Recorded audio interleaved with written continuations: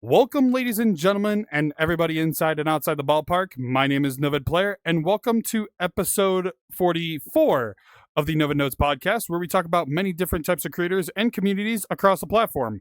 I'm your host, and with me today, I actually have two of the founders and organizers for the Phoenix Academy. In the middle here, we have Uranic, and on the far end, we have HorchataDuck. Hello. Hello. Yeah, so welcome guys to the podcast. Hope you all are doing well. Thank you. Yeah, we're doing great actually. Awesome. What about you? I'm doing good. I know Horchata got some extra sleep, before we started recording. Yeah, but for sure. I'm sorry. you're all good. I had to at least poke fun at least once. But no, so for the general listening audience at home, what exactly is Phoenix Academy? Ooh, that is a big question. We're always asked that question, and every time it is kind of difficult to answer because, yeah. Do you want to try it, or should I? We are a lot of stuff, but basically the general stuff or the main topic, what is the community, is to teach people languages. We offer a variety of classes. Usually we try to do role-playing scenarios for the students. For example, a supermarket scenario, or other scenarios that involve real-life situations. Sometimes it can be a crazy story for the fans, but basically it's to put the students on real situations here in VR chat that they can encounter in real life, so they know how to handle that situation when they face it, when they visit a different country, or when they want to practice their language. Well, that's awesome. I was gonna say, so I guess kind of in that regard, because you guys are both, two of the founders. So kind of to ask each of you, what got you both into VR chat in the first place? Oh, okay. Okay, well, you start, and then I'll do it. Me start? Okay. Well, my story with VR chat is very, very long. I started playing VR chat since it came out on Steam, but I stopped playing for a very, very long time. Then I came back again after graduating from my university. I got my bachelor's degree and said, "Hey, I haven't played in a long time. I will buy a Quest 2. Let's get this show running." And then I joined for holidays. I joined the LPD, and then with my group of friends, we created the Phoenix Academy, and we have been having fun since then. Honestly, it have been amazing. Okay, do you want the short version or the long version for me? Either or. Oh. Okay, so if we're talking about VR chat, it kind of goes hand in hand with VR because I got my VR stuff because of VR chat. So, okay, I'm sad to say, I'm sorry, but the first thing that exposed me to VR chat and made me download the game was the Ugandan Knuckles wave. Oh, Jesus. So when the Ugandan Knuckles thing was happening, I was like, "Oh my god, that's funny. I'm gonna join the raid and be a Uganda Knuckles." So yeah, I was one of the hey, do you know the way? So then it was just all messed up. I never got my VR equipment until a couple of years after. I was just like, I'm gonna download VR chat because I have heard that you can be whatever you want there. You can be creative. It kind of seems like a good idea. So I did it. I just started talking to people, idea stuff, kind of seemed fun, kind of like the vibe. And then, since I work from home and I don't have much to do sometimes, but just play games or hang out with people or study, I was looking for another hobby. And then I saw the LPD, and I was like, you know what? I'll join the LPD. I got my VR stuff, and at that point I was just half body. I was just with my Quest and PCVR. But yeah, I joined the LPD. It was very, very fun. I met amazing people, kind of like Uranic. We became we became best friends. And then I don't know if I'm gonna jump the gun, but I was gonna explain the history of the academy. You might be jumping the gun a little bit, but that's okay. I'd say that's actually kind of one of the. I said we definitely are going to get into that. Well, that's kind of cool that you guys kind of both started in early steps. Because starting from the beginning of 2014 to the Uganda Knuckles craze, which was first started in 2017. So this is actually the perfect time to talk about it. So kind of what you're already about to say. So what got you guys started with Phoenix Academy? So from my side, I can explain, and kind of ties to my story of one time me and Uranic were talking, and this is an idea that he and Pancho had. Pancho is another one of the founders, and one of our best friends. He played a big part in the idea of the academy, but me and Uranic were talking to one day, and one of the things that we had in common is, well, I am Mexican born, and he's also from Latin America. He's from, could I say? Costa Rica, yeah. Costa Rica. So, since we both have Spanish as our mother tongue, and English is something that is very easy for us because I have lived in the US and he has lived in the US too, and we have been raised in English pretty much all of our life. It's kind of easy to speak it. So we were talking, and one thing that we had in common too was, hey, when we joined the LPD, we didn't actively hit it, but we were not very open about us being people that speak Spanish and that are, Latinos and stuff. Because, yeah, I may be very white looking, but if I start to speak, I have an accent. So yeah. So we started seeing that. We started wanting to help, because one of the things that has bonded us, we love to help. I have a lot of groups that I volunteer at IRL too, and on VR. I like to keep myself busy by helping people. But, well, then that we saw on the community that a lot of people wanted to join the LPD too. And one of the main reasons that stopped those people from joining the LPD or other English-speaking communities that were cool was, I don't know how to speak English. I'm scared of speaking English with people. So, Hayden and Pancho got the idea, got me involved. We started developing the academy. And before I jump the gun again, on explaining what we did with the academy, I'll let you say he's part of how we came up with the idea. Well, like he said, it was an idea that came up originally from Pancho and I. I originally came from the communities in VR chat that are from parties, rave, disco, electro. I'm still very around those communities, but I said I need something to change, something to change around. And then one night, Pancho approached me and said, "Hey, Uranic, I'm receiving classes with this teacher. We need actors, and since you know how to roleplay, I would like to join me on the class." I was like, "Okay." I speak to the teacher. The teacher told me what he needs for the class. I was like, "Got you."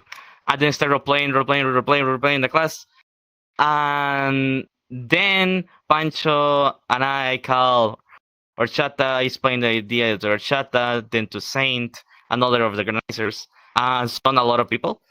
And we decided to create the academy there at that point. But one of the things that motivated me was to do actually a change of routine, of stop just going to all the parties in VR and actually do something. And also, something to Horchata, sadly, on the Spanish community side of VR chat, it's very close, very, very extremely close to each other. When you go to a public lobby, you can already find all the bubbles of people. Just that bubble, I know the people. I will go away. I'm going to stay on Orange. I'm not going to go public lobbies. No, it's really hard to find each other. It's a small community, and they're very not elitist, but wary of new people.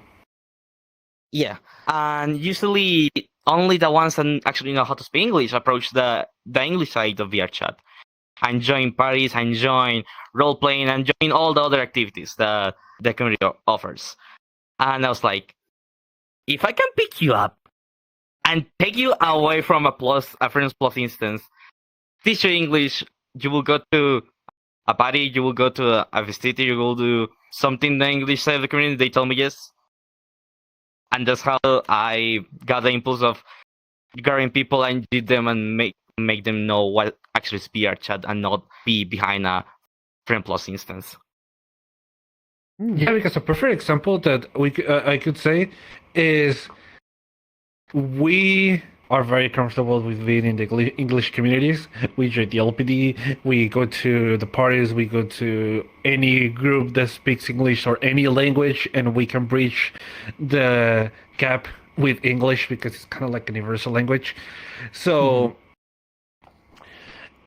when we hang out with our Latino friends, sometimes the topics come out of, hey, we did this, we did that, and they get their mind blown of like, what, you can do that in VR? And we're like, yeah, there's a lot of stuff that you can do in VR. You just need to find it and go. We can take you.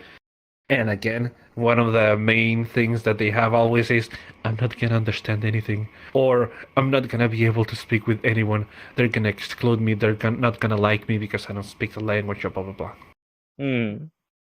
Fair So enough. basically, what we're trying to do is grab those people and teach them and give them the confidence to actually approach the English side of VR chat. I gotcha. Yep, that's how it started. Oh, fair enough. That's really wholesome in a way, trying to make sure that, people can, interact with other, communities and kind of learn, how to properly, nobody properly speaks English. We all mess up English every now and then. Even us English speakers, like Yeah. we mess up English all the time. there's probably a few moments within that podcast that I've definitely said the wrong word. I'm like, hello, English? Like I do that all the time. And English is my first language. It's English is hard. English is very hard. Yeah. But I guess, it's really cool that you guys kind of, form this community. So I guess kind of to go into that a little bit, because you guys formed fairly recently, correct? Like within like the past like year or so? Yes. Yeah, very recent, yeah. I gotcha. I would say, because I've seen like some of the stuff you guys have put out, whether it's pictures and clips and stuff. So I guess kind of one of the things I wanted to ask in that regard, because there's quite a few things that you can do, because you said you kind of do like role play kind of stuff when it comes to teaching stuff. So let's kind of get into that a little bit. So what are some good examples of like some of the role play instances? Because you kind of mentioned the supermarket one already, but what are some like other ones that you guys do? Just kind of talk about that a little bit. I have the perfect thing to say first. So we have types of classes. It's actually in the handbook that we wrote. So one of the classes, and the one that we started with, and the one that kind of put us on the map with a lot of the students, is the scenarios. It is something that we try to do once every month, because it is a thing that we get actors, we get people from our original community, the LPD. There's a lot of people there that love to roleplay, that know how to act and stuff. So we ask our friends from there that, hey, you want to help us?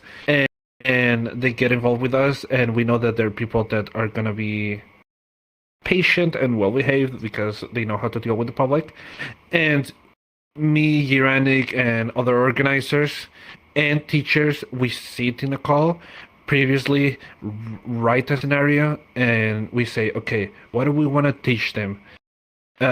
This. Okay, how are we going to teach them? We think of a scenario. One of the most successful things, and the one that a lot of students liked, was so our friend Pancho is a hapu, and we said that, you know what, Pancho is gonna be the king hapu of the castle. And one of the things that we're gonna do is he got some servants, got some people to clean his castle, and a lot of his stuff just went missing from his trophy room. And we got our map that had a trophy room. We got the pickups. We got everything in place. We went to the world, picked where the spots are gonna be, where the actors are gonna be, and then we wrote, okay, if a group of students, let's say the beginner or the intermediate or the advanced, but one of those groups come to one of the people in the castle, what are they gonna do to get one of the items back? And we said, you know what? There's you can pick whatever you want. If you're a mage, do a riddle, do a challenge, or do something where they need to speak, and it relates to your character. So, for example, I was an astronomer because I was on the astronomy tower, and I just did some trivia of the universe and the stars and planets, but with like simple or intermediate words or advanced words, depending on the group. And that kind of got the students going, kind of got them into the role play. They had a lot of fun, took pictures, blah, blah, blah. So that's the one that a lot of the students love. They get super engaged. The other one is the mixed language class. That one is one where we let them speak Spanish and we let them speak English so they can practice, because, well, the academy is all about that. And also, it has a secondary purpose. We teach them and help them how to roleplay. Because one of the things that we notice is not everyone knows how to roleplay. It is something that comes very easy to us, but not for other people. So we came up with that class, take them to audience freestyle, tell them, hey, speak Spanish for now. Every small group it's gonna get set up with a teacher or a helper, and they're gonna roleplay with you in the stage, and they're gonna help you come up with a scenario. So it is a good chance for the students to also get their creative juices flowing. They come up with a scenario. We have been getting very, very wacky scenarios where there's like a pineapple monster destroying the city, and then cops need to arrive and kill the pineapple which had a child in. I don't know. It just gets very weird, but it makes them get super engaged into the scenario because it is their idea and it's very funny for them. And the other one that we do is kind of like a light, a little bit more light, more open, because it's for junior teachers or actual teachers. When they complete their process, can come up with anything that they want, and they present to the organizers an idea. For example, Rafi, which is from Forjadores, which is a very good friend of ours and a teacher of the academy, she has come up with, I want to take them to karaoke, and they practice their English because they want to learn songs and they want to understand what the songs are saying. Another teacher was like, you know what, we're gonna do what was it called, the thing that where Emma used the like the boards. Mad Libs. Yeah. It was kind of like Mad Libs. That was very, very funny. It got very weird, but it was very funny. So we try to have a lot of options to keep it fresh and keep the students engaged, but at the same time, we try to keep it simple enough at the same time so the students don't get overwhelmed and they can also put in their own creativity and their own fun. Mm-hmm. I gotcha. Well, that's pretty cool. Like, getting the chance to use all of these worlds at your disposal. Like, I believe I saw like you guys have used Audience Anarch or Audience Freestyle. You'd mentioned, which I've never used that world personally, but I've heard many great things from community sides. But yeah, like Audience Freestyle. I know there was. I think I had looked it up. I think it was maybe on TikTok or one of your guys' Instagram or TikTok posts. But I know there was like a courtroom you guys used at one point too, for like one of your events. So I guess that was Audience Freestyle. Yeah. Oh, that was Yeah. audience freestyle too. Oh, see, this is Yeah, why with a backdrop. I'm We uncultured. we use the map of Sicilia from Shalpa. I forget the name. It's usually he is like a cat box thingy character. The Yeah, city of the VR Sicilia we chat use. subscription. Yeah. Yes, we use the map, the Haunted Castle. We use a zoo map. We use an AirPod. We use a campfire map. We have used a lot of maps for stories. I gotcha. Well, that's Yeah, we world hop a lot. I gotcha. So I know you kind of already mentioned, you mentioned Ralphie from Forjadores. So out of curiosity, so like what all, because I know it's mostly like learning English. If I remember correctly, you guys are kind of wanting to expand that a little bit, if I remember correctly, no? Oh yeah, I'm gonna Right let now Yannick on the speak on this because academy, he's the perfect one to explain it. on the academy right now we offer Spanish, English, and Japanese. We are expanding right now on the Japanese area. We partnership with Haya. I don't know if you know her. She's the director of Japan in Nichu or something. Japan I think it's Nishiho. Hopefully yeah, I'm we're saying the still name very correctly. beginner on Japanese. Yeah. So Yeah. what we did was telling her, hey, my students want to learn Japanese, but I have no way of income or pay Japanese teachers, and because of the time frame, it's really difficult to me to schedule Japanese classes. Can you help me out a little bit? And she said, yeah. So her classes are receiving my students. Basically, I say my students, okay, this is the class of Japan. Go to Haya. She's going to take care of you guys. So yeah. Oh, fair enough. Well, that's really cool that you guys are kind of expanding the horizon when it comes to the language barrier. Because I mean, realistically, and this is just from my point of view, personally, but I think the three top languages inside of VRChat is either English, Japanese, or Spanish. It's one of those three. Not granted, I know people that speak Swedish, Deutsch, all sorts of stuff. Go ahead. On top, because of the population, the language that is more spoken in VRChat is Japanese, then English, and the last on the top three is Spanish. Yeah, I'll say. I mean, realistically, when it comes to VRChat, there's people from all over the world. I mean, we got like Portuguese, Russian. We have, you know, the Swedish, like German. Like the list goes on and on and on. You know, shoot, I'd have to post editor. You know what? You're going to do some editing work. Throw it on the screen and see how many languages are supported on VRChat. Why not? Because that's a fun fact to know. I'm pretty sure it's like, I want to say it's like in the upper teens at this point. I could be wrong on that. I'm not entirely sure. I know there's a lot. Even more. I'll say I know there's quite a bit. Post editor, you'll throw it up on the screen somewhere. I mean, there's not that much room. You throw it up here.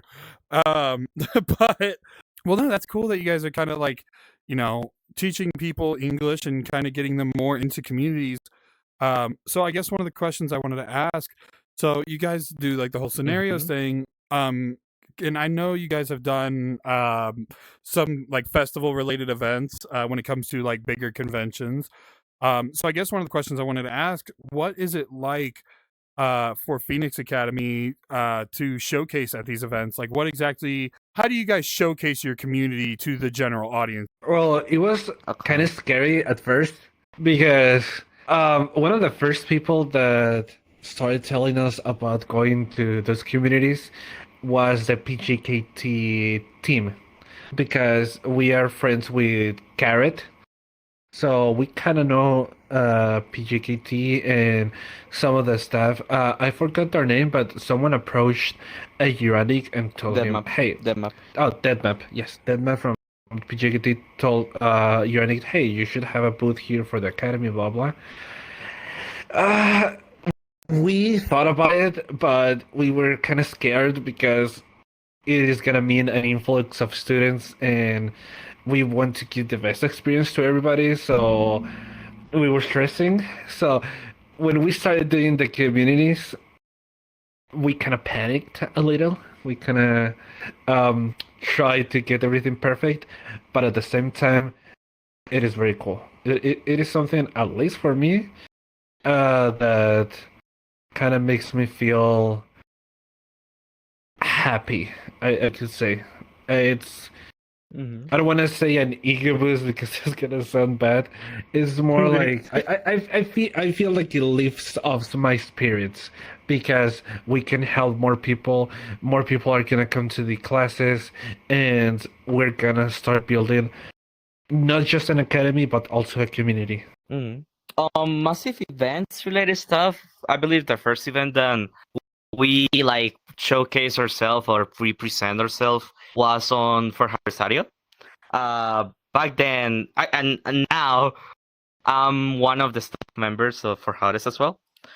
I time to time I do event hosts for them and stuff like that. But they told me, "Hey, Uranic, by any chance do you want to present the academy for Rosario?" I was like, "Okay."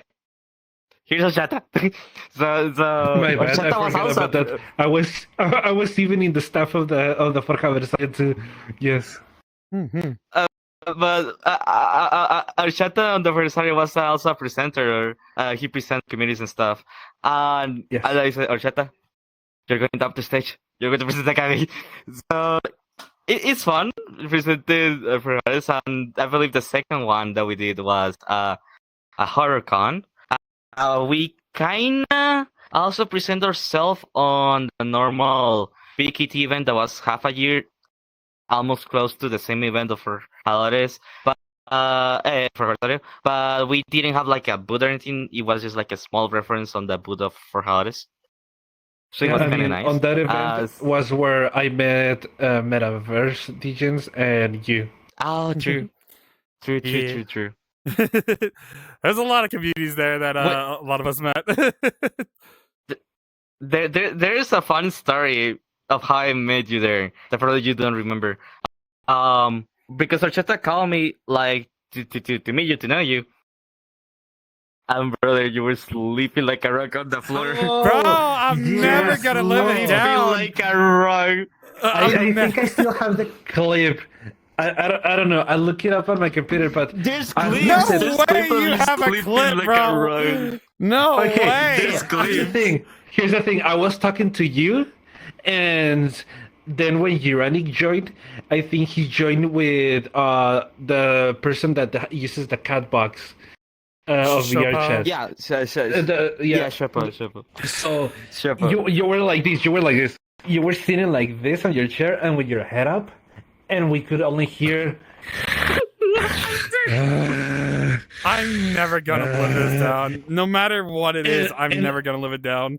And it was so funny because the cat box switched into another car that had a car, true. like the froggy car, and whenever you did he was like starting the car and doing drifting and stuff like that. He was using you as sound effects. It was so funny. It was so fun. That's the first time I got to and see you. I was like, oh, just it was funny.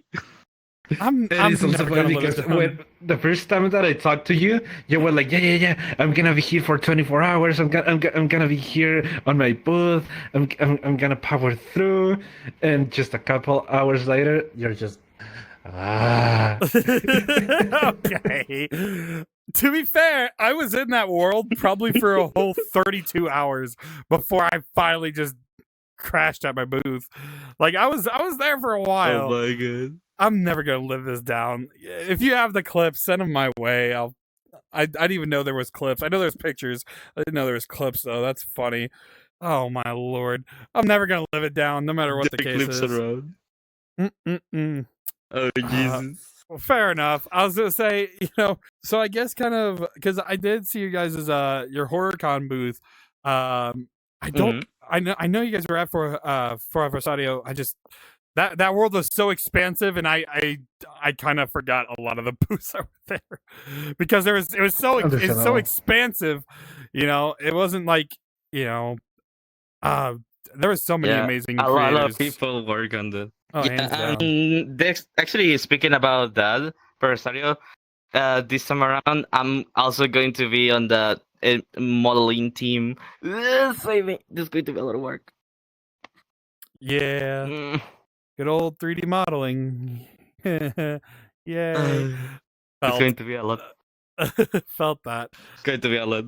Hello, everyone. Just want to pause the episode real quick. I want to thank you all so much for watching this far. If you are interested in doing some of the events and other things that are up and coming, make sure to join the VRC group, the Noved Squad VRC group at NOVED.6608, as well as go check out some of my other socials. We have Blue Sky, Twitter, all that type of stuff. So make sure you go check all that out. Want to thank you all so much for watching. Let's get back into the episode. Woo! Well, that's cool regardless. I'm still hinging on the fact that there's clips out there of me sleeping in my booth. It is what it is. But kind of to go back into topic a little bit. So Yeah. I guess one of the questions I wanted to ask, because you guys have done this for a little bit now. So what is the ideal plan like for the future of Phoenix Academy? For the future right now, well, I promised the students I was going to traditional languages, Japan. We are considering of introducing Russian as well. But at the moment, we want to do more structured classes. Like right now, we implement the applications that use TMAP to showcase, this is the events that are going to happen this month. These are all the classes going to happen this month, this week. So we are trying to be more organized and getting more stuff. As soon as we get that, as soon as we set more stuff on stone for the academy, we are trying to implement a new map. We are trying to implement new languages and different ways how the students can interact with staff and their classmates at the moment before giving massive steps, because other communities have reached out like saying, hey, I want to collab with you, I want to participate on this, I want to sponsor you. I'm like, we are too early for sponsors at the moment. Like, we need to take this carefully. Well, it's kind of cool the fact that you got people already wanting to sponsor you. Like, not a lot of communities can say that, they have that same step. So that's really cool that you guys have, people wanting to collaborate, sponsor, or whatever the case may be. Yeah, we have been getting a lot of support from both sides. The Spanish-speaking community has a lot of groups too, and a lot of them have approached us that, hey, I love your project, I love that you're teaching people English. That could help my community too. So I want to help you guys with anything that I can. Sometimes they say sponsors and stuff like that, because one of the things that the communities have told us is, if I have staff that speak Spanish, but I want to branch out to also the English community, which is the main part of VRChat, I cannot. But if I send you my staff to teach them English, they're gonna come to my group again, and they're gonna know English now, and we can expand. And at the same time, in the English community, they say that, but in reverse, of, hey, if I help you guys, if I sponsor you guys, we make you grow. The people that come to my group are also gonna be people from the Spanish community, so I'm gonna be even bigger, because I'm not gonna tap into just one market, I'm tapping into two. No, absolutely. I mean, that goes hands to hand with, it doesn't matter what language it is. Like, granted, and that's one of the reasons why I enjoy talking to the communities that, are of different origins besides English, because, yeah, it is branching out to new, like, audiences, of course, but at the same time, a lot of people on VRChat, are either Japanese or English, as we already kind of said, so for them to kind of learn more about these communities, they are enthralled with, kind of learning more about them and maybe going to their events. Kind of like I said, it's kind of the vice versa situation. Because I was actually neighbors with Forjadores at PJKT, or at Fest, I should say. They were literally right across from me, and I got to meet them, and I met Ralphie, and that's how like that episode came to be. Which, if you haven't already, definitely check out the episode. Thumbnail's right there. Go check it out. Yes. But yeah, Ruffy the Scary Bee. If not, she's gonna get you. yeah, true. Or if you even remotely go AFK, she will take a picture of you. Fun fact. I know that from experience. Yep. but kind of getting to meet the Forjadores, representatives, and getting to go check out Forjadores Audio, it's definitely a big thing when it comes to the the Spanish speaking community, and realistically any of them. And For Corsario, it's the massive event that us like Spanish or Latinos we can enjoy because it's an event built for the community. So it's the only stuff that we got for the Spanish side, and it's something actually massive. So we enjoy it. It's something very special for us. No, absolutely.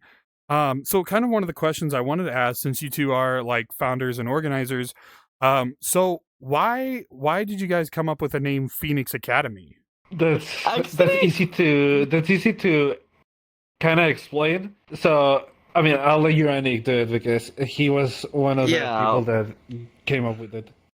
So back then, we were like very, very, very integrated with LP stuff. All the members that usually help us during the scenarios, everything that we did was people helping us from LPD, and was like, can I use the logo of the Phoenix?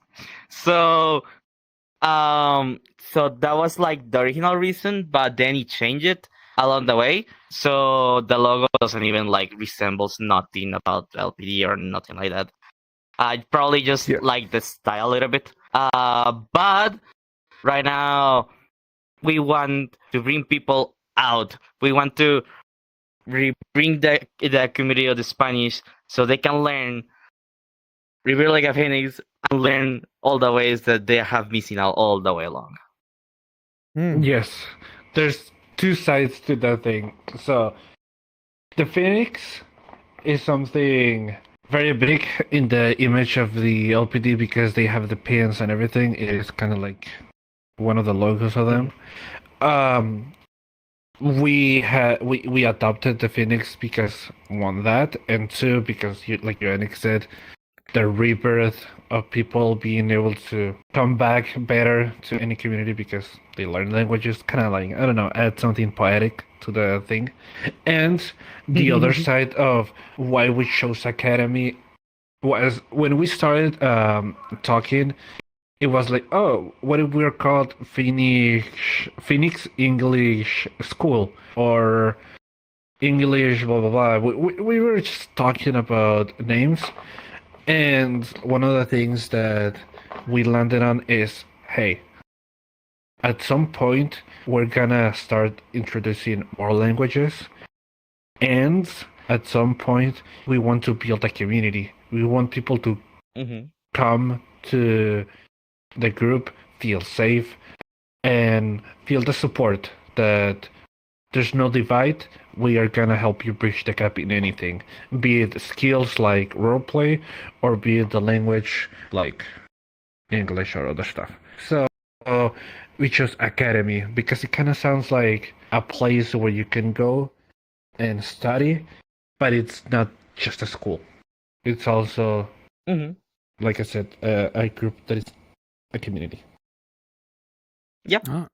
Yeah, I gotcha. Well, that's really cool that, that's kind of how it all came to be, because, I mean, there's a few academies, as you both know, within VR chat, because you got you guys, the Phoenix Academy, you have the Trans Academy, there's a few academies out there overall. I don't know, I was just kind of curious, because there's every name to a community has its history, has its origins, and that's what makes each community special, because that's what they're known as, right? It's not just a logo, it's not just a name, it has meaning behind it, so and I mean, it kind of fits because the Trans Academy also kind of similar, because maybe going a little bit off topic, but that's okay. Me being gender fluid and pen, I do sometimes go to the Trans Academy just to hang out because they're very cool people. There's a lot of chill people there, and they have classes. They try to build a community where secret thing, not so secret anymore because we announced it. We're building a map so we can have the same thing of having a community that can go there and chill when there's no classes, kind of like also the Trans Academy. And one of the things is IRL. I do volunteer for a group of the LGBT community, and I'm one of the organizers there. So it is just that hey, we want to teach people the languages, but also provide them a safe space. So that's why. No, Yeah. that's what's up. I mean, that's what a lot of communities do when it comes to like their specific thing. Kind of like you had already mentioned. Well, that's awesome that you guys also provide that, for the community. Because I mean, that's kind of one of the reasons why. As soon as I heard about you guys, I was like, I'm kind of curious to kind of dig their brains a little bit, just to kind of, learn what snowball affected, to make this happen. Because it's I don't know, it's a weird thing, like we're all just people, playing a virtual reality platform, and Yeah. for us to do like communities and teaching communities, whether it's the English language, Spanish language, Japanese, and also providing that space where people can feel comfortable and not feel excluded because they don't speak language A, B, or C. It's really wholesome that you guys do that. So I definitely want to commend you guys on doing that. And of course, any other communities that do the same or similar stuff, which reminds me, I still need to reach out to Haya because that's another person I want to talk to down the line. But Hello, Haya. Yeah, it's super wholesome. no, I've met Haya a few Yeah, times. She it's actually came very to nice. she actually came down to my anniversary event for the Noved squad, and a few other events that I've like held in collaboration with PJKT and a few others. And no, she's an amazing human being. But yeah, no, I was gonna say it's definitely cool that you guys are taking time out of your day to help other people in that regard. So I guess kind of to go into that a little bit. So we kind of talked a little bit about the scenario situations. We didn't really per se touch on the classes side of things, or if that kind of goes hand in hand. So because we talked about the scenario role plays and whatnot. So do you guys have more like do you have sit down type of stuff as well, or what other types of events do you guys have? That's something that makes us different from other classes or academies here. Yes. Because yes, we have seen other academies, we have seen how they do this stuff. Yes, they make their students sit down. But something that apparently all the organizers can say it happens to all of us. And now I will ask you, during your time of high school or your time of school, college, you have a class that you didn't want to take and you didn't pay attention at all, sitting down? Not me personally, no, but I know where you're getting at. Mm-hmm. There's some classes that usually people don't like to take or usually don't pay attention at all. Because the class one of the examples that I say is I may be an engineer, but calculus, oh my god. Every time I sat down in a classroom and they started teaching calculus, my brain just shut off. I just started dissociating and be like, oh my god, I just want to be out of here. I don't want to be here. So the difference of us is we think, okay, how can we do a good class that all the students can learn, actually pay attention, and have fun? And actually learning something, learning a language. We said, roleplay scenarios, make them have fun, actually. Let's make them actually stuff that is fun, engaging, that is going to make them use their brain in an interactive way. So they pay more attention, they learn playing because it's something actually something that they're doing, something that they do need to do now, like immediately give me like a response to keep going with the story. So they have to ask us, oh, I don't know how to say this word. We tell them, we guide them, but still they are participating in the class. There is no a moment of silence like oh, I don't know, I will just sit down. No, we make them, all of them participate just by doing the scenarios, doing the stories. That's how we teach them. Actually, make them engage in the class, make them participate and be able to speak the language they're intended to learn, instead of sitting down and hear a professor all day. Yeah, it kind of maybe goes hand in hand and kind of makes us feel validated in that point where I'm gonna bring out the slime story.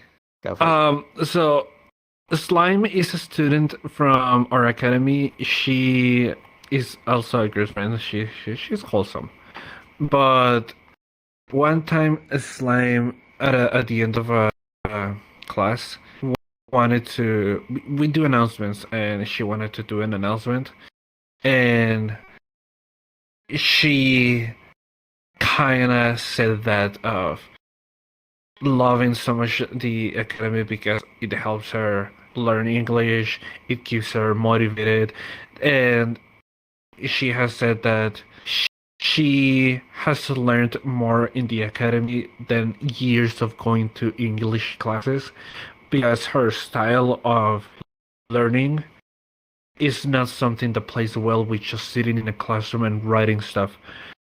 It is actually doing the thing, because that's also another thing that we want to preach and we want to do a lot in the academy.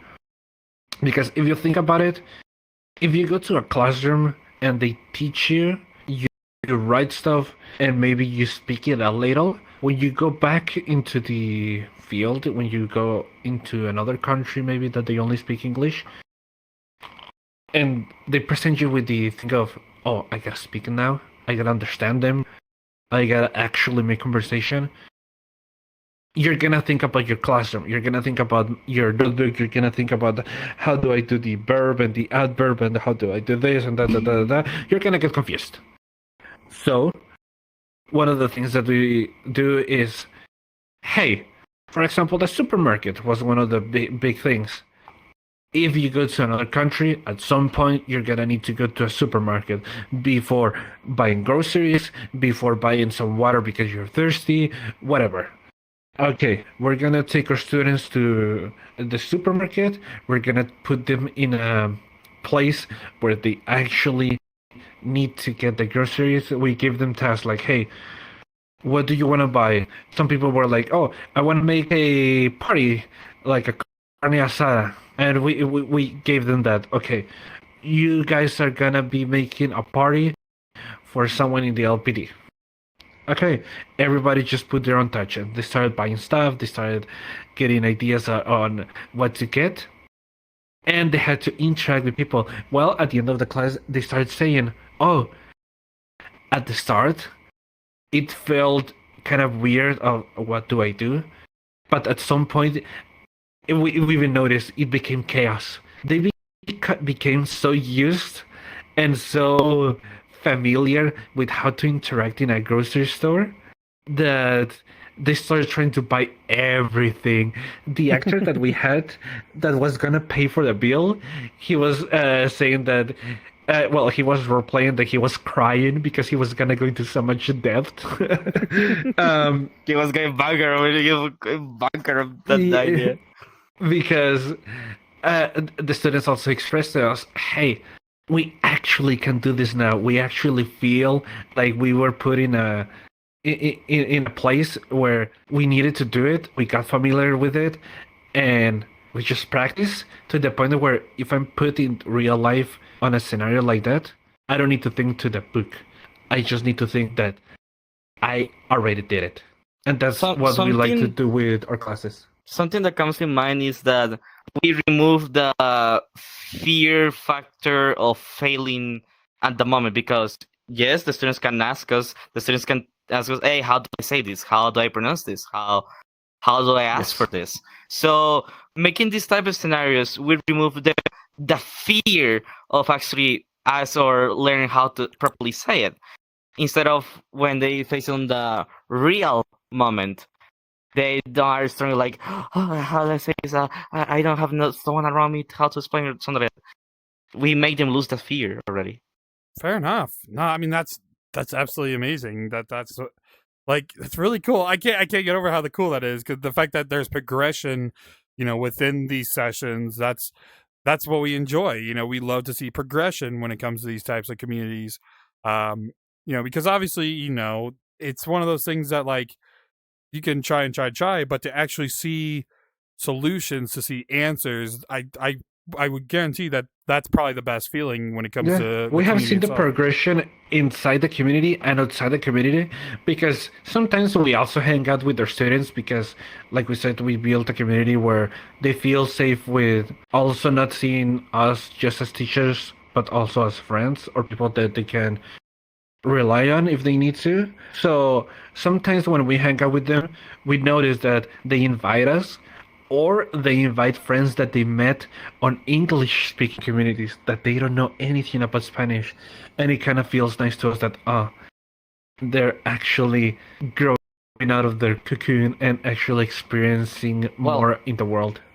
Actually, thanks for the classes that we give. A group of students create their own community, and now they have grown massively. I believe they have like 300 people on their server, and they're like massively growing rid of friends, just doing random stuff here and there, karaoke, show talents, everything, and was all thanks because we teach them. And it's super wholesome to see us seeing them grow and make their own communities and stuff. It's super awesome. It's They super grow up nice. so fast. Yeah,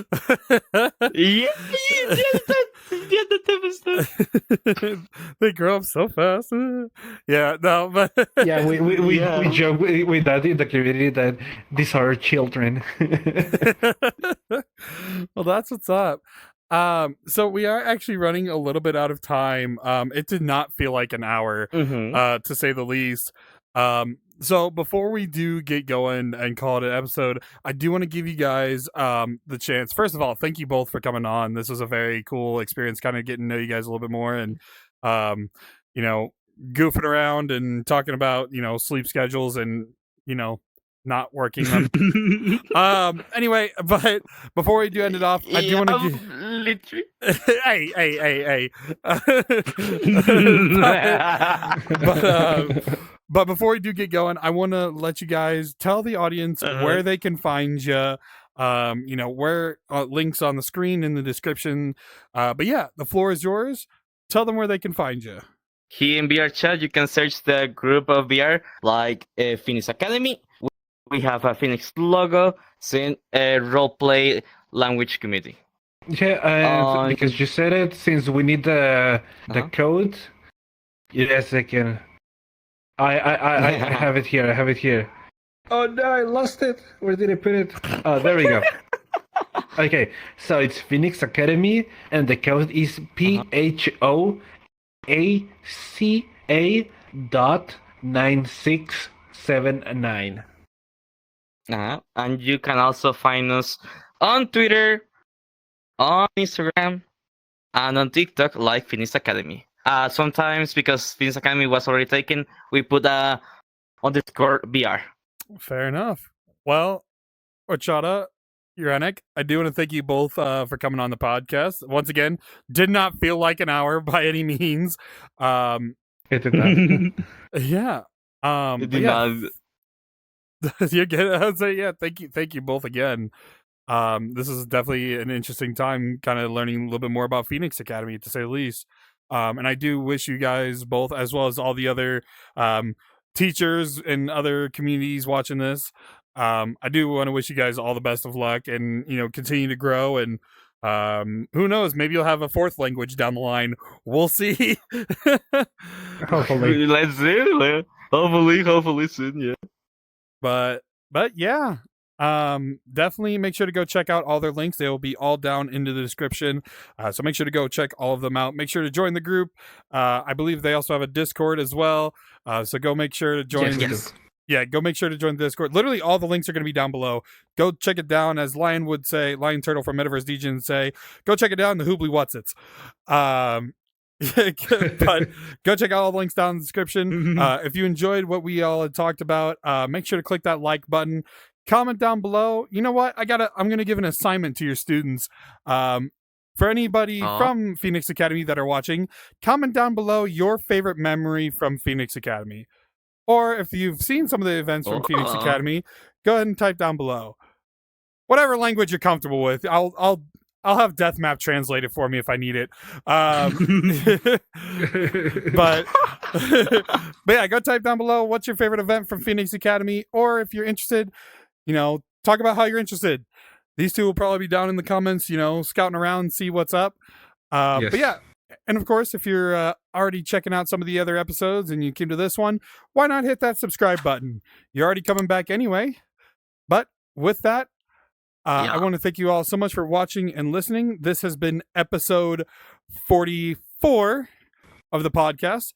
And with that, I want to thank you all so much once again for watching. And I will see you in the next episode. Take care and peace.